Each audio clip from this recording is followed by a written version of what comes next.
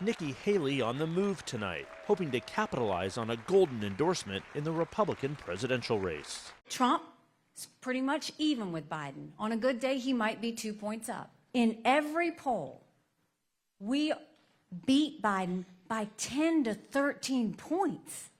One of the nation's most powerful conservative grassroots organizations, financed by billionaire Charles Koch, has crowned Haley as its choice to try and dethrone Donald Trump as the overwhelming Republican frontrunner and unseat President Biden in the White House. Joe Biden and Donald Trump had their chance. They can't fix what's broken.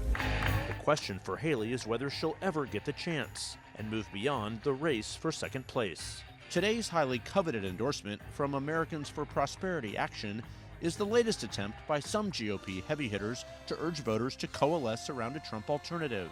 The group is pledging to spend millions on television ads and more. Yet it's far from certain how many Republicans are actually looking for one. Right now, Trump has my vote. We met Wayne Graycheck walking into a Haley rally on Monday in South Carolina. Her rise intrigues him, and he's open to her candidacy, yet far from sold. I want to look at all candidates, to see who's going to finally get my vote, but I am strongly leaning towards Trump. That sentiment underscores one of Haley's biggest challenges, navigating a Trump tightrope by appealing to Republicans clamoring for anyone but Trump, even as she works to win over true Trump believers. We got to find somebody other than Trump. Elaine Myers told us she voted for Trump twice, but believes he can't win next year. A vote for him is going to be a vote for Biden, and I hope that doesn't happen, and that's why I'm voting for Nikki.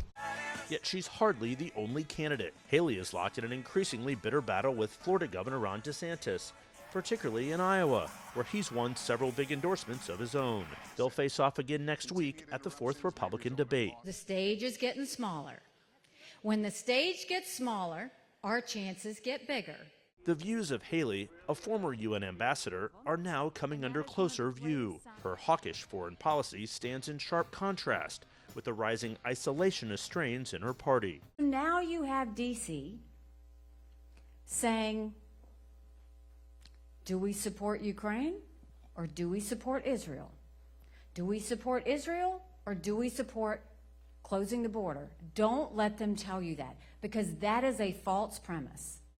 She also faces other potential roadblocks, including Chris Christie's candidacy in New Hampshire. He's trying to win over some of the same independent and moderate Republican voters. Haley makes clear a split ticket benefits Trump above all. We are now in second place in Iowa, second place in New Hampshire, and second place in South Carolina. We just have one more fellow we got to catch up to.